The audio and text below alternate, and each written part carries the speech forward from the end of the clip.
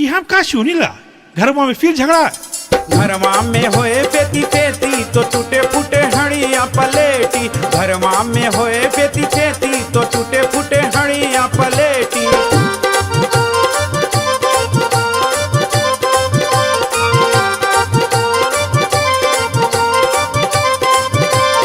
घरवा में होए बेटी खेती तो टूटे फूटे हड़िया पलेटी। घरवा में होए बेटी खेती तो टूटे फूटे हड़िया पलेटी।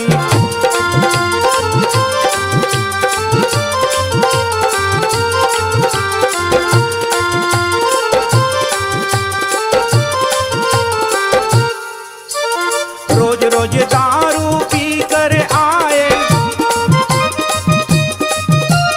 रतिया न जाने कहाँ बिताए। रोज रोज दारू पी कर आए, रतिया न जाने कहाँ बिताए। घरवा में भूखा बेटा बेटी तो टूटे फूटे हड़िया पलेटी। घरवा में होए बेटी बेटी तो टूटे फूटे हड़िया पलेटी।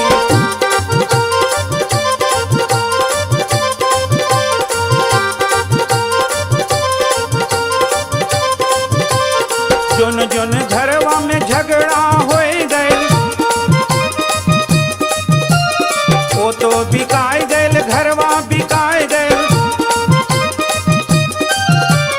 जोन जोन घरवा में झगड़ा होए गए, वो तो बिकाए गए, घरवा बिकाए गए। और भी बिकाए गए खेती तो टूटे फूटे हड़िया पलेटी। घरवा में होए बेटी बेटी तो टूटे फूटे हड़िया पलेटी।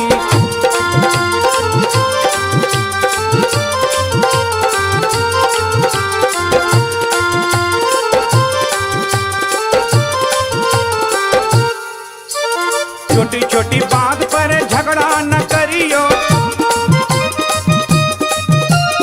घर की बातें बाहर न करियो। छोटी छोटी बात पर झगड़ा न करियो, घर की बातें बाहर न करियो। दिया और बाती बन के रहियो, न टूटे फूटे हड़िया पलेटी। घरवा में होए बेटी बेटी न टूटे फूटे हड़िया पलेटी।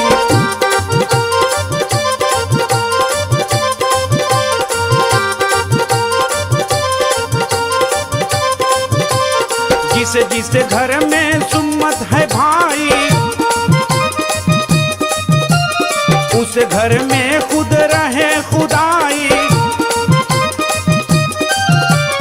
जिसे जिसे घर में सुम्मत है भाई, उस घर में खुद रहे खुदाई।